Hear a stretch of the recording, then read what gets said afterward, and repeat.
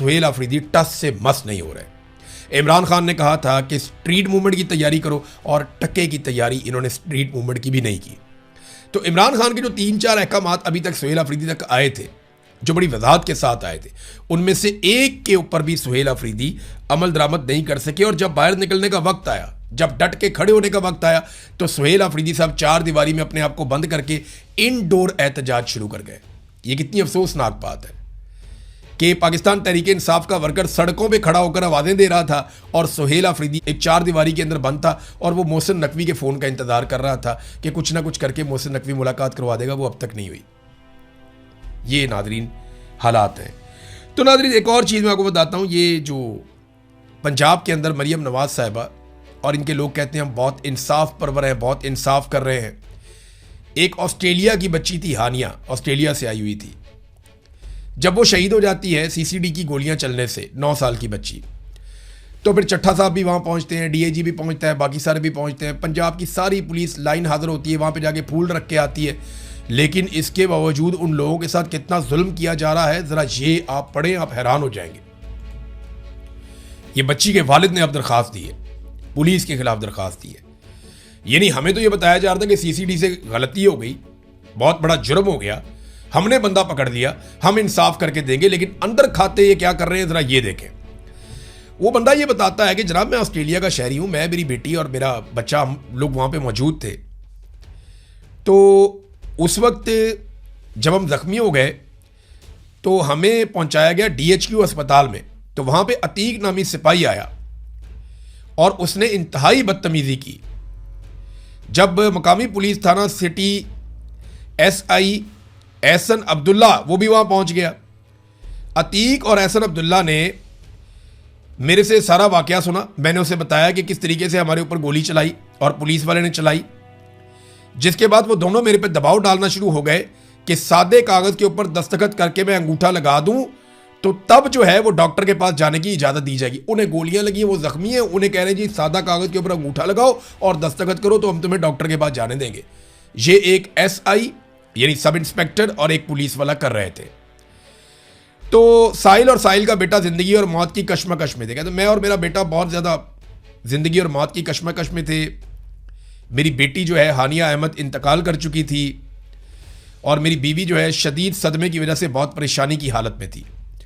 सादे कागज़ पर अंगूठा लगवाने के बाद हमारा तिब्बी मुआयना करवाया गया और बाद में डॉक्टर ने हमें बेनज़ीर भुट्टो अस्पताल रावलपिंडी में मुंतकिल कर दिया कि इनकी हालत सीरियस है।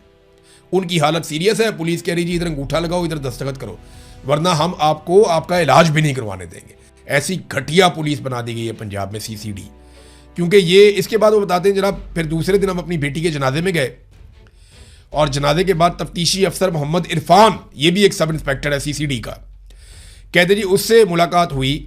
इस दौरान मुझे कहते पता चल गया था कि मोहम्मद शुजात कांस्टेबल ने सीधी फायरिंग की है और उसकी वजह से ये वाकया पेश आया और इसके ऊपर एक FIR भी दर्ज कर दी गई है। अब वो ये कहते हैं कि FIR के अंदर 302 की बजाय 322 दर्ज की गई और ये साबित करने की कोशिश की गई कि ये गलती से कत्ल हो गया। ये जनाब सीधी गोली जानबूझकर नहीं चलाई गई। पूरी दुनिया में कहीं पुलिस वाला ऐसी हरकत करना सारी जिंदगी के लिए नौकरी भी गई और जेल में सड़ेगा, लेकिन पाकिस्तान में वो कहते जी गलती हो गई। वो कहते जी गलती नहीं हुई, उन्होंने जानबूझकर FIR के अंदर ये लिखा कि हमारी गाड़ी के पीछे से छुपकर मुल्जिमान फायरिंग कर रहे थे पुलिस वालों पे, जबकि ये बात बिल्कुल झूठ है। उन दोनों मुल्जिमान ने या दोनों जो डाकू थे उन्होंने कोई फायर नहीं किया पुलिस वालों के ऊपर। अब ये देखें आप, इन दोनों को भी कत्ल कर दिया गया कि जनाब इन्होंने पुलिस पे फायरिंग की है तो अगले दिन पकड़ के इन दोनों को पार कर दिया। वो कहते हैं कि इन दोनों ने कोई फायर नहीं किया पुलिस के ऊपर, पुलिस ने अंधाधुंध, इनके जाके ही खुल गए। मरियम नवाज ने इतनी खुली छूट दे दी है चट्ठा को और चट्ठा ने अपनी पुलिस को कि अब वो मार रहे हैं अंधाधुंध लोगों को, उन्हें कोई समझ नहीं आ रही। और यहाँ पे देखें वो कह रहे हैं कि आप इनके खिलाफ कानूनी कार्रवाई करें, जिन लोगों ने हम पे दबाव डाला, गलत FIR दर्ज की और तहकीकात जो है उनको ख़राब कर रहे हैं। ये जानबूझकर गोली चलाई गई है, कोई क्रॉस फायरिंग नहीं हुई, एक तरफा गोली चली और वो पुलिस वाले ने चलाई है। तो ये कोई गलती से कत्ल नहीं हुआ, ये जानबूझकर कत्ल किया गया है।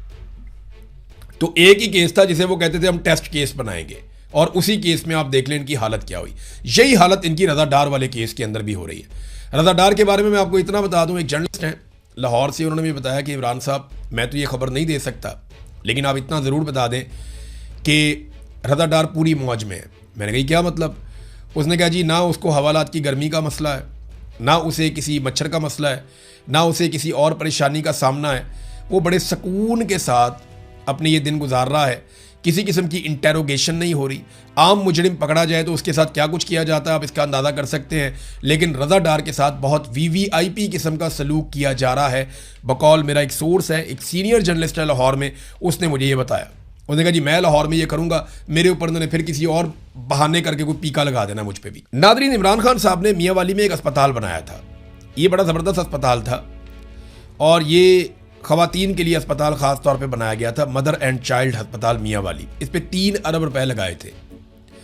इसके अंदर सारी सहूलियात मौजूद हैं, लेकिन सब कुछ ही ख़त्म कर दिया गया। इमरान खान के नाम की तख्ती को उखाड़ कर वहाँ एक स्टोर है उसके अंदर फेंक दिया गया। तो ये अवाम की मलकियत था, किसी सियासी शख्सियत की मलकियत नहीं था। कोई इमरान खान ने अपने नाम के ऊपर नहीं बनाया हुआ था। वो मियाँ वाली का मदर एंड चाइल्ड हॉस्पिटल था, उसके साथ क्या ताल्लुक है इमरान खान का? वो तो बतौर जब उसकी हुकूमत थी तो उसने उस फंड के साथ बना दिया। अब जनाब ये बदला ले रहे हैं, वहाँ पे एक और जगह पे अस्पताल बना दिया, ना पीने का पानी मिलता है वहाँ पे, ना वहाँ पे एयर कंडीशन है, ना वहाँ पे मरीजों के लिए कोई सहूलियात हैं। बेड़ा गर्क हुआ पड़ा है मरीजों का वहाँ पे। वो शिकायत पे शिकायत लोग कर रहे हैं, वो कह रहे इतनी ज़बरदस्त जगह थी, सारे इंतजामात थे, हर चीज़ मौजूद थी, लेकिन इसके बावजूद वहाँ पे ये तब्दीली कर दी गई। और वो सिर्फ क्यों की गई? इमरान खान साहब के बोग्स में, और कोई मसला नहीं है। याद है ना मरीम नवाज की वो कॉल कि अगर हम हेल्थ कार्ड बंद कर दें तो इमरान खान की ना मकबूलियत कम हो जाएगी। यानी उसका जो ये इतना बड़ा मनसूबा है, अगर हम हेल्थ कार्ड बंद कर देना तो फिर मज़ा ही आ जाएगा। अंदाज़ा करें ये कैसे घटिया लोग हैं कि आम आदमी को मिलने वाली सहूलत इन्होंने सिर्फ इसलिए बंद करवाई कि वो इमरान खान का प्रोजेक्ट था। और ये बाकायदा उसकी ऑडियो मौजूद है मरीम नवाज की। नादरीन, आखिर में एक खबर है और ये सूरत खौफनाक होती जा रही है। अमेरिका ने बड़े शदीद हमले किए हैं जनूबी ईरान पे। 6 मुख्तलिफ इलाके हैं जनूबी ईरान के जिनके ऊपर अटैक किया गया।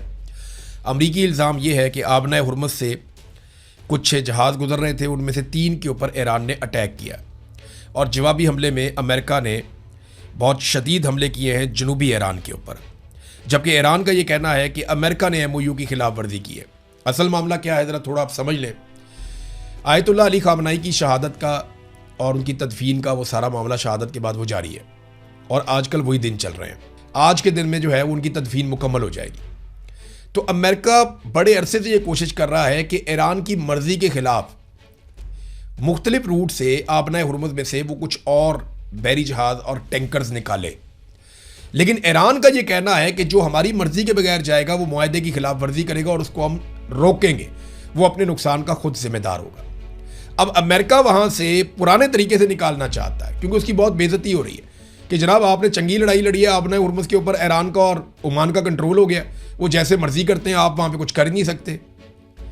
तो उन्होंने जिद पकड़ी हुई है कि हमने ईरान को वहाँ पे दीवार के साथ लगा के यहाँ से जहाज़ों को खुद निकालना और पहले की तरह निकालना है। ईरान ने जिद पकड़ी हुई, हम नहीं जाने देंगे। और ये इस चीज़ के ऊपर सारी लड़ाई हो रही है।